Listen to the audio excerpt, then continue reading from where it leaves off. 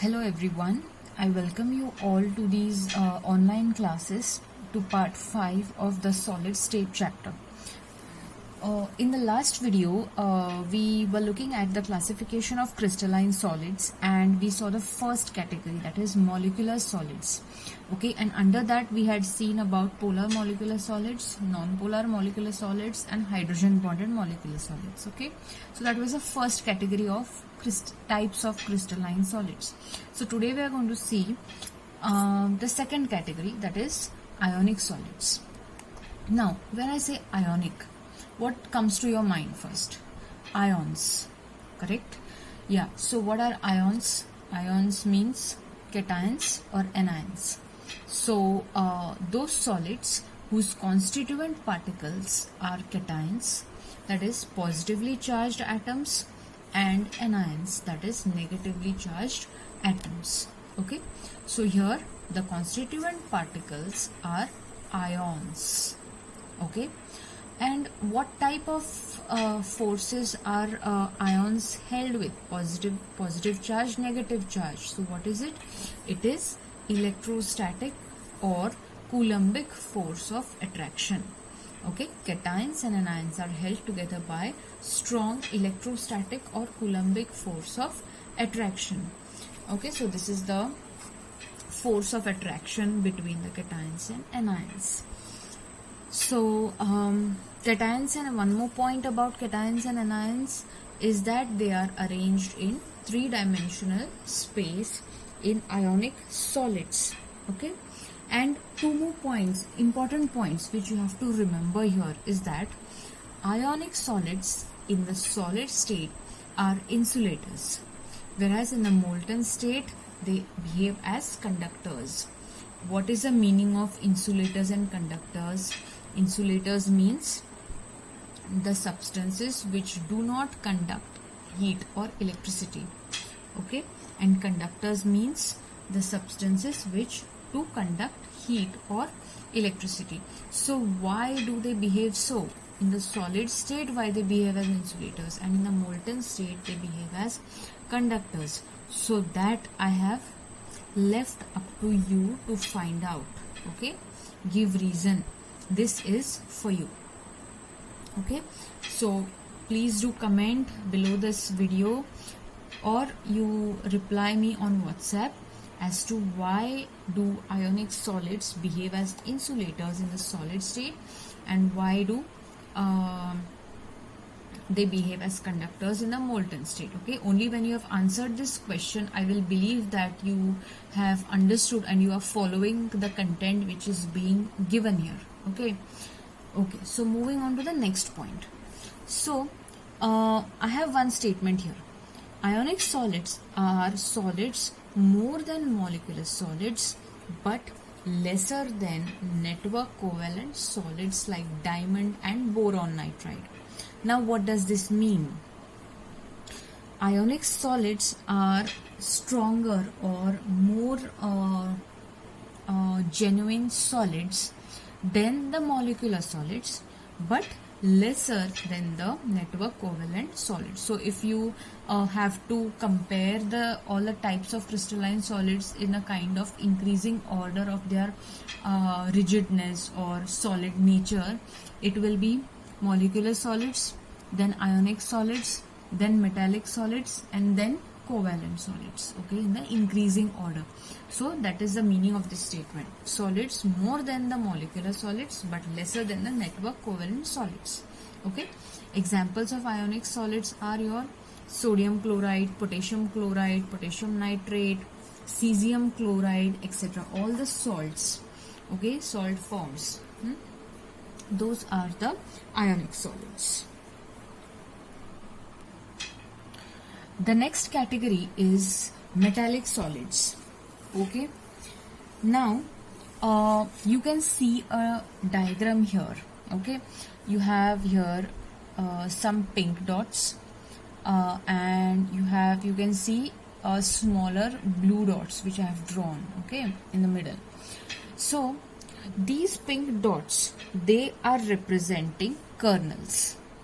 Now what are kernels? Kernels are positively charged metal ions. Okay, now here we are, since we are talking of metallic solids, the constituent particles are positively charged metal ions. Those are termed as kernels. And the blue dots which are intermediately lying are the free electrons. The free electrons, from where are these free electrons coming? These free electrons are coming from these positively charged metal ions. They get the positive charge by giving away one or more electrons. That is how they gain the positive charge in the first place. Okay, so that those electrons are given away and they lie here in the intermediate space. Okay, so these electrons are easily flowing throughout the metal crystal, just like water in the sea. They are flowing. Okay, they are being circulated all over. Okay, and hence this is called a sea of electrons. This is called as the sea of electron. Each metal atom contributes either one electron or it may contribute more electrons, and those electrons exist as freely flowing electrons, or as you can call it a sea of electrons. And because of this concept, this model is called as the electron sea model in metallic solids. So metallic solid composition is what? It consists of kernels, which are positively charged metal ions, and free electrons, which are freely moving throughout the metal crystal, just like water in the sea. And each metal atom contributes either one electron or more electrons in this particular sea of mobile electrons, and this is called as the electron sea model. Now, what is the role of these free electrons? This is a very important point here. Okay, those free electrons are responsible for many of the properties which metals show. So the first point is the free and mobile electrons are responsible for high electrical and thermal conductivity of metals. So you get it, right? So the free electrons, electricity conduction is basically what? It is basically the movement of electrons. You have learned that the electric current flows in the direction of opposite to the flow of electrons, and that is because of the presence of free electrons. Okay. The second point is most of the metals are provided with luster and color because of these free electrons. Luster means what? Luster is shine. You know that metals are shiny. Copper, gold, silver, all those metals have a shine to them. That shine is because of what? It is because of the free electrons, and also the color. Color is also imparted by the free electrons. Okay.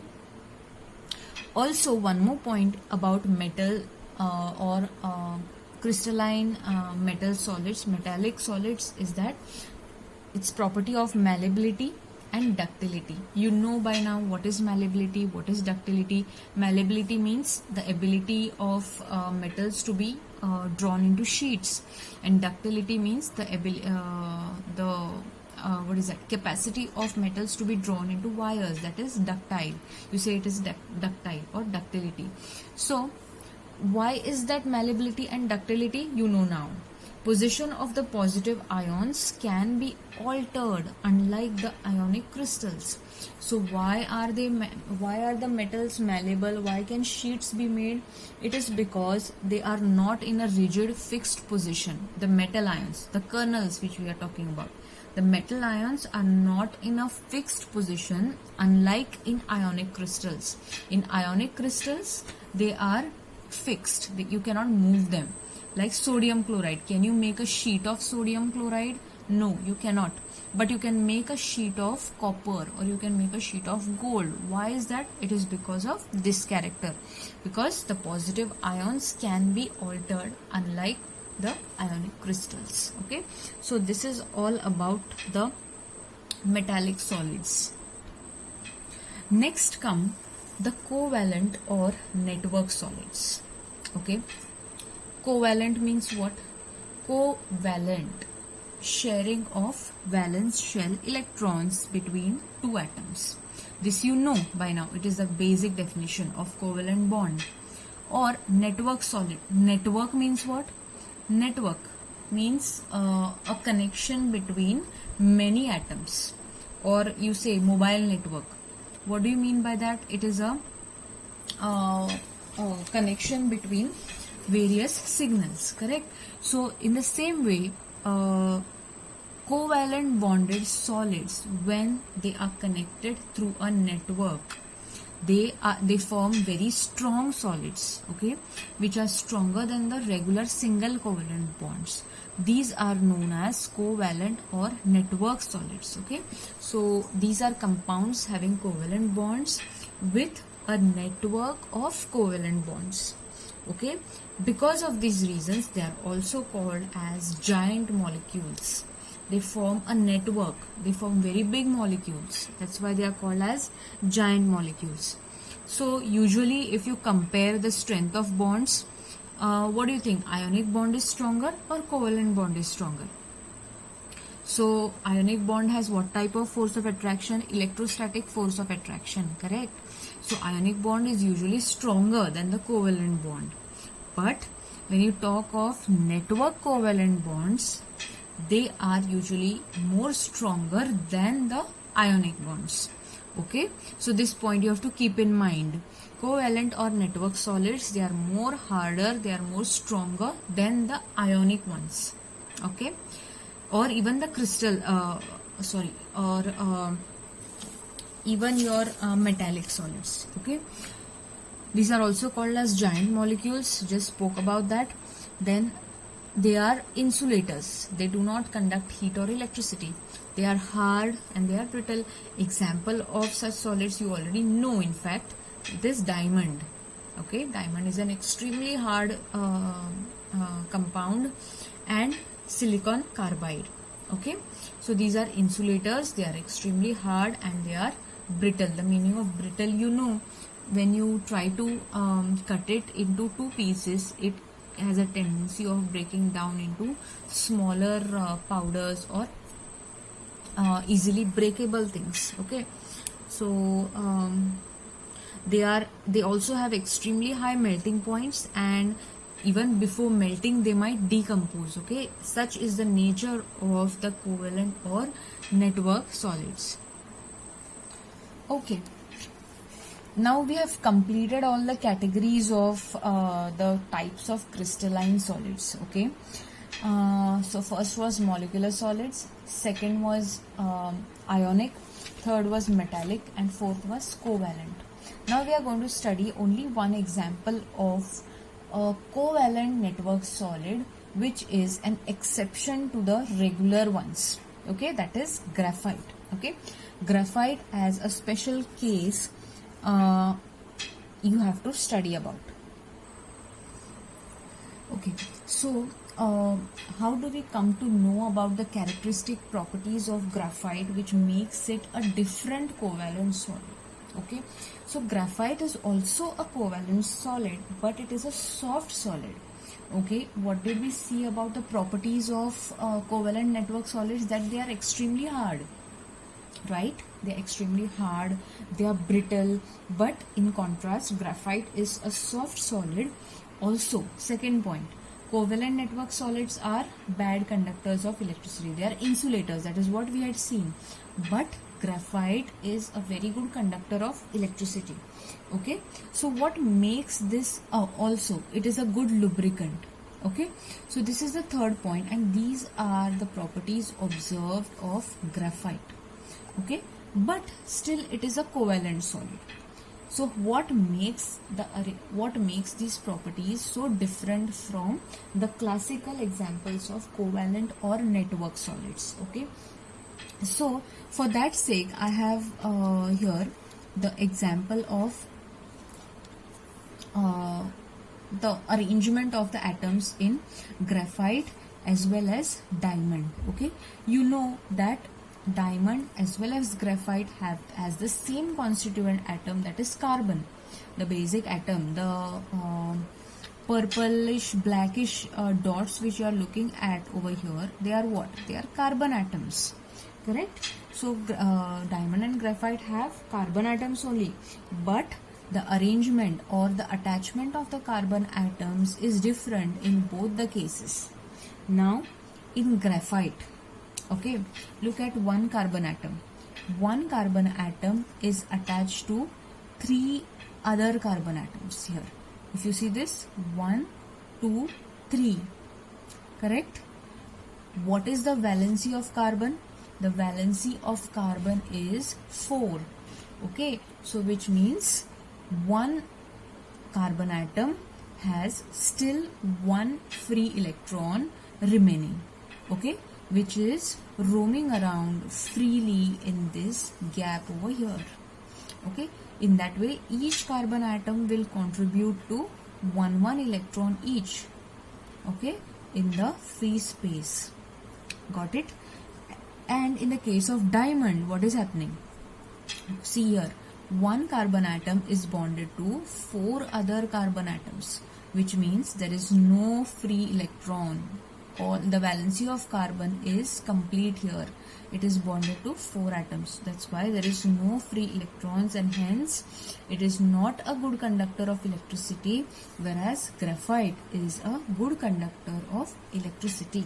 Okay, so this is one point. So these free electrons make graphite a very good conductor of electricity. And now the second point, what makes it a soft and a good lubricant? So different layers are present. Have you seen here? Whereas in diamond, it is not so. It is not layer. It is a 3-dimensional arrangement. Okay, it is a sophisticated structure. But in graphite, there are layers present. Okay, these layers, they can slide one over the other. Hence, it is a soft and a good lubricant. And these two structures show how graphite and diamond differ from each other in their atomic arrangement. These 2 points you have to remember: why it is a good conductor of electricity, what makes it different from diamond, and why it is a soft and a good lubricant. This is the only thing you have to remember in the graphite as a special case, okay, of covalent network solids. Okay.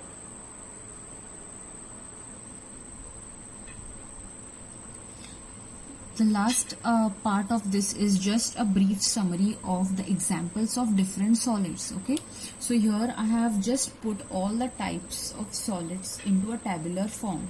So first is the molecule non-polar and hydrogen bonded, and examples of polar molecular solids are HCl and SO2. Non-polar, all the noble gases: methane, iodine, carbon dioxide, carbon tetrachloride. Hydrogen bonded, very good example is water.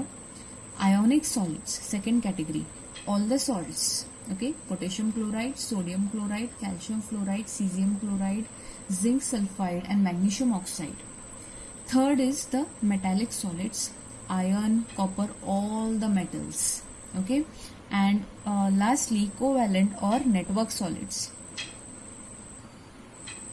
Covalent or network solid example is silicon dioxide, that is quartz, silicon carbide, diamond, graphite, aluminum nitride, and carbon, that is graphite, the same.